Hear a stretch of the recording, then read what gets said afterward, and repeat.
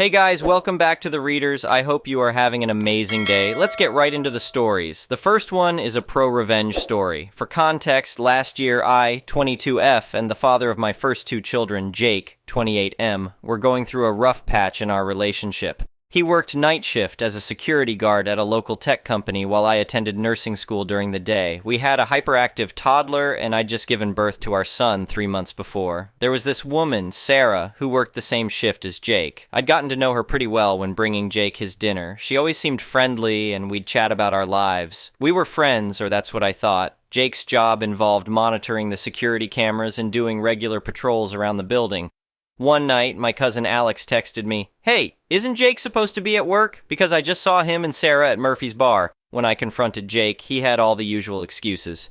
"Baby, I got off early. We're just friends. It won't happen again," he said, not meeting my eyes.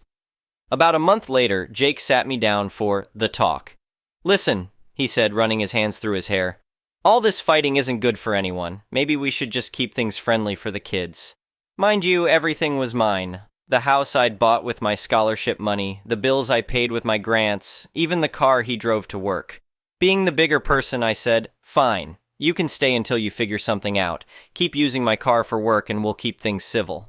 Then he started getting all sweet again, coming to my room at night acting like nothing had changed.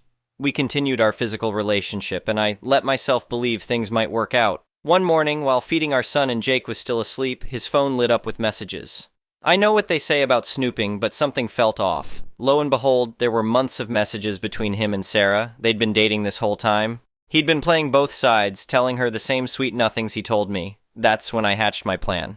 I slipped back into bed with him, took some particularly graphic photos with his phone, and composed a detailed message to Sarah explaining everything he'd been up to, complete with photographic evidence. While his phone pinged with incoming messages, I calmly packed his things. When Jake finally woke up and checked his phone, I walked in just as he was frantically trying to call Sarah. "Looking for something?" I asked sweetly. The color drained from his face. "What did you do?" "Oh, just had a lovely chat with your girlfriend. She especially appreciated the photos." "You had no right," he started. "Actually," I cut him off, "your things are packed and waiting on the porch. This is my house, and you need to leave." "But where am I supposed to go?" he whimpered. "Why don't you call Sarah? I'm sure she'd love to have you, but you won't be using my car to get there." I shut the door on his protests. 6 years I'd given this man-child. I'd carried his children, shared my home, supported his career, and was even willing to let him stay rent-free while seeing someone else. But carrying on relationships with both of us simultaneously? That crossed a line. Was it petty revenge? Absolutely. Was it deserved? You bet it was. The next one is an entitled people's story. I never thought I'd end up being the owner of a massive estate with multiple houses, but life works in mysterious ways. After my tech startup got acquired, I found myself with more money than I knew what to do with. Instead of buying some flashy mansion, I decided to invest in a beautiful gated property with several houses that I could rent out to good people at reasonable rates. One of my first tenants was Mike, a retired Marine veteran who served 3 tours in Afghanistan. He's one of the most humble and kind people I've ever met. He works part-time as a swimming instructor for kids with disabilities, and he's always helping other tenants with repairs or maintenance issues. I gave him a great deal on the rent because, honestly, having someone like him around makes the whole community better. Then there's Karen. She moved in about 6 months ago, and the problems started almost immediately. She complained about everything: the color of her neighbors' curtains, the sound of children playing in their yards, even the time other tenants collected their mail. I regretted accepting her application, but her references checked out and her credit score was perfect. The real drama started when Mike decided to host a pool party for his fellow veterans. He'd gotten permission from me months in advance. The party was meant to be a reunion for his unit and a fundraiser for a veterans' mental health organization. He'd even hired professional lifeguards and got all the necessary permits. The day before the party, I got an angry call from Karen. "You need to stop this party immediately," she shrieked into the phone. "I will not have a bunch of dangerous men drinking around my children." "Ma'am, it's an approved event. The pool area is common property and Mike has followed all the proper procedures," I explained calmly. "I don't care. I'm the head of the residence committee and I'm telling you this party is not happening." I had to hold back a laugh. The residence committee was something Karen had made up herself. Only 2 other tenants had joined, mostly to avoid her harassment. The next day, I got multiple panicked calls from Mike. Karen had shown up at the pool with printed signs saying, "Pool closed, unauthorized event," and was turning away his guests. She'd even called the police, claiming there was an illegal gathering. I immediately drove to the property. When I arrived, I found Karen standing at the pool gate, arguing with 2 police officers while a group of veterans waited patiently in the parking lot. Mike was trying to explain the situation, but Karen kept interrupting him. "These men are trespassing," she yelled. "I represent the residents' committee, and we did not approve this event." I walked up to the group and introduced myself to the officers. "I'm the owner of this property. I can show you my deed and ID." Karen's face went pale. In the 6 months she'd lived there, she'd never actually met me in person. She'd always dealt with my property manager. "You're the owner?" she stuttered. "Yes, and Mike has full permission to host this event. In fact," I pulled out my phone and showed the officers my emails with Mike, the event insurance, and all the permits. The officers quickly understood the situation. They explained to Karen that she had no authority to close the pool or turn away guests. When she tried to argue, they warned her about making false police reports. But Karen wasn't done. She stormed back to her house and returned with her lawyer on speakerphone, who started throwing around legal threats. I calmly handed Karen an envelope. "This is your 30-day notice of non-renewal. Your lease expires next month, and as stated in Section 8.2 of your rental agreement, I'm not obligated to renew it." "You can't do this! I'll sue you for discrimination!" she sputtered. "You're welcome to try," I replied. "I have documented complaints from 12 different tenants about your behavior, including 3 incidents of harassment and 1 attempt to illegally prevent access to common areas. My lawyer will be happy to present all of this in court." Karen stormed off to her house, slamming the door so hard it rattled her windows. The party went ahead as planned, and it was a huge success. They raised over $5,000 for veterans' mental health programs. 2 weeks later, Karen moved out. She tried to sue me for discrimination, but her case was thrown out when my lawyer presented evidence of her behavior, including security camera footage of her putting up unauthorized signs and harassing other tenants. The best part? Mike now helps me screen potential tenants. His instincts about people are spot on, and we haven't had a problem tenant since. I also made him the official pool manager with a nice salary bump, which helps him expand his swimming program for kids with disabilities. Sometimes I think about telling my tenants that I'm their landlord, but I kinda like being undercover. It lets me see people's true characters, plus it leads to satisfying moments like putting entitled people in their place when they least expect it. The next one is a petty revenge story. A couple months ago, I was coming home after work around 3 p.m., taking the subway from downtown to Upper West Side. It was starting to get crowded, enough so nearly all the seats were taken. An older teenager sitting alone had his full backpack on the seat next to him. A muscular man in his 20s got on with his pregnant GF and stood over the kid for a moment. Kid ignored him, stared at his phone. The man tapped the kid on the shoulder and said, "My girlfriend needs to sit down." The kid looked up at him and smiled, saying nothing. A different guy stood, and the pregnant GF sat in his seat across the aisle. I expected the man to do something, but he just stood there. The train was moving. Until the next stop, the man just loomed over the kid somewhat menacingly. He waved his hand in front of the kid's face, but the kid ignored him. The train pulled into the next station. Some people got on, some got off. The doors began to close. The man quickly grabbed the kid's backpack and tossed it through the closing doors. It landed on the platform and the doors closed. The kid freaked out and jumped up, saying, "Hey!" The man smiled at him, ready for a fight. Nearby people laughed. One guy announced, "Hey, we about to see a kid get his ass beat."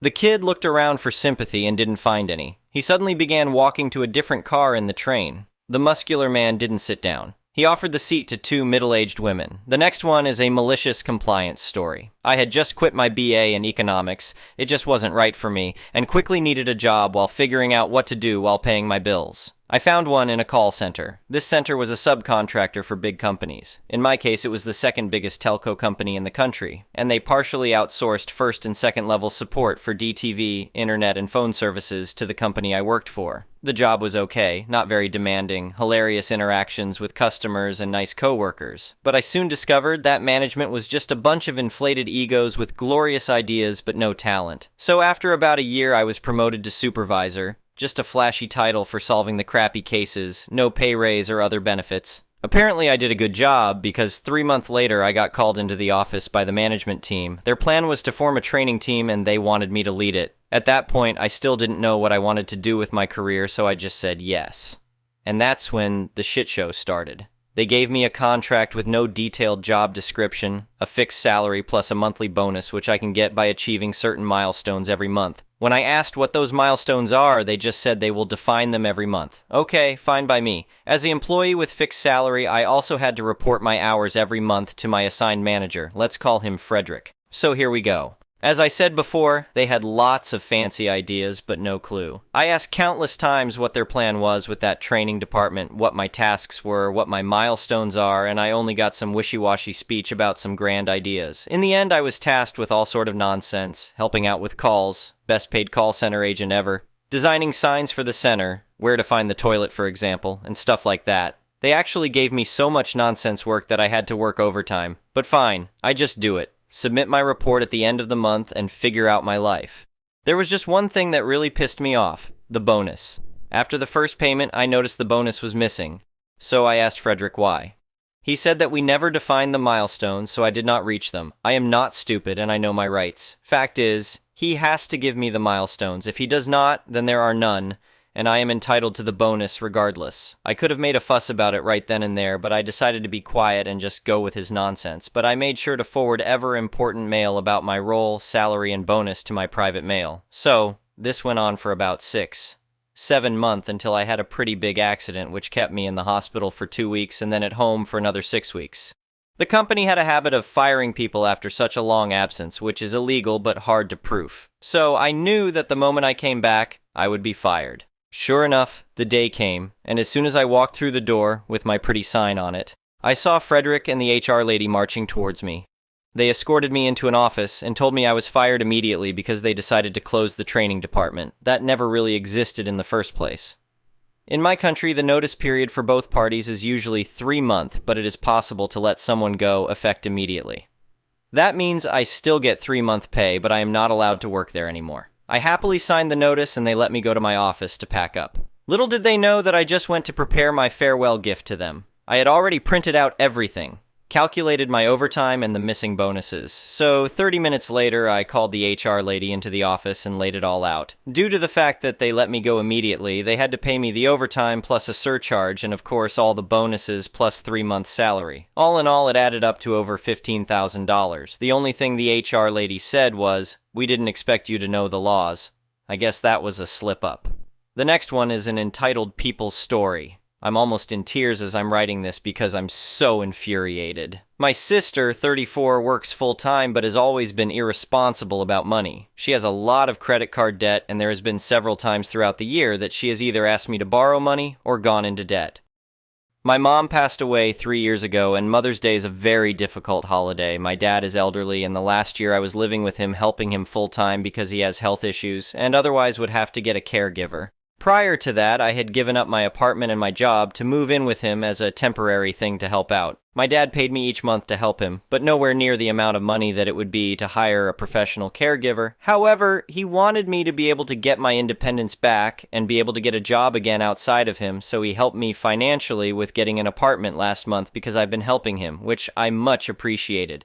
I still am going over there and helping him several times a week with all of his meal prep, medical appointments, etc. Because I am job searching now, though, when I do get a job, obviously things will shift and he will need to get someone coming in to help. Because Mother's Day is a difficult day after the loss of my mom, my sister had suggested that just the two of us go out today to brunch and a movie. She had found a restaurant and pre-booked the movie tickets, which I paid her for. When we were at lunch, I asked the waiter to put it on separate checks. He ended up putting some of her items on mine because I think he was just confused of how to do it, and I said that's fine and just told her to send me through a cash app like Venmo the money. She kind of brushed it off and just told me she can't right now. I said I'm confused. If he had put the items on your check, you would be paying for it. And she said I asked Dad if I can use his card and pay him back. I can't pay you right now. I was getting increasingly annoyed about this because she knows I am living on a certain budget per month, a pretty low budget that my dad pays me in term for helping him full time. She then proceeded to tell me that it's not my money anyway. She said, "Dad is paying for your whole life, it's not your money." I was sickened by this comment because I help him full time and get payment in return. I don't ask her for any help, and she only helps him once in a while. She also has taken money in previous months out of my dad's account, there's a mutual account that's supposed to be used when we buy items for him, and has said it was by accident, and told him that she would pay him back and still hasn't several times. Because she was going after me in terms of saying that it's not my money anyway, I said at least I don't steal from him. I clarified that there was a charge last month for $300 that clearly he knows was taken from him. She started to get rude in response and say that it was by accident and she didn't steal it. We left the restaurant and she didn't say a word to me. She headed towards the car instead of the movie theater. I told her if we are not going to the movie, I expect my money back since I already paid her for it. She ignored me and didn't say a word.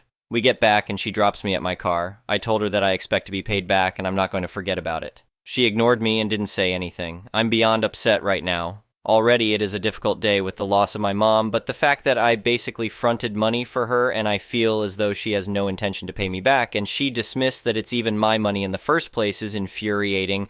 My dad has enabled her a lot, and I have tried to warn him that this continues to happen and it's enabling.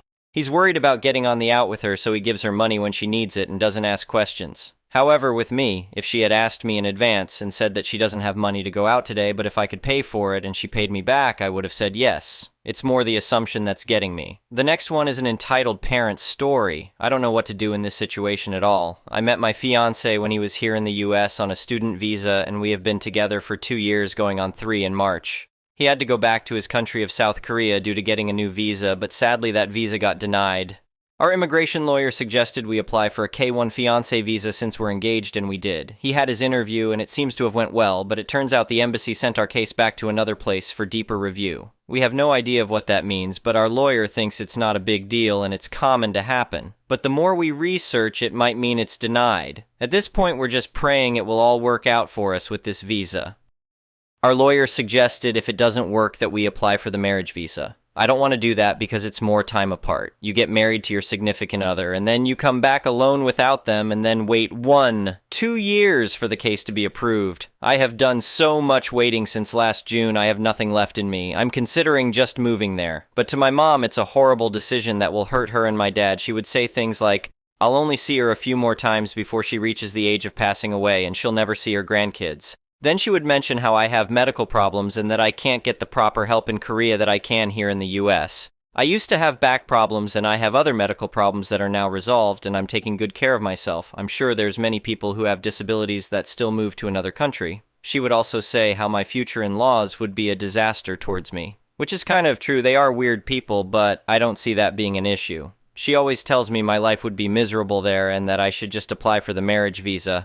But it hurts me so much, the state I'm in, being apart from him and doing the long distance. I can't imagine doing this any longer, and coming back without your husband after getting married just seems so painful. It feels like I have to stick it out in the US for her, even if it's the thing that causes me the most pain. Maybe I will be miserable in South Korea, but it's the type of thing you don't know if you don't try. I have thought about my life there and what I would want to do for a job. My fiancé also has a secured job there, and his life is already in a good place there. It's not like I'll be walking into a concerning environment. I can't figure out what's bare for me. Because either I get married, come back alone, and that will hurt me, or move there and it hurts everyone else. I'm really not in a good mental place, and I don't want to go into deep detail over that, but the mental state I'm in right now is whatever comes after hitting rock bottom. I feel like I'm trapped and don't know what's the best outcome for myself. There have been times I suggested moving there, and she would say, my fiancé is putting this in my head and he's trying to move me there. Really, it's all me who's thinking this, and it's nothing to do with him. He shouldn't be blamed for something I'm thinking of doing, and it's true, our lives would be easier if we're both there. Thank you for watching. I would really appreciate it if you could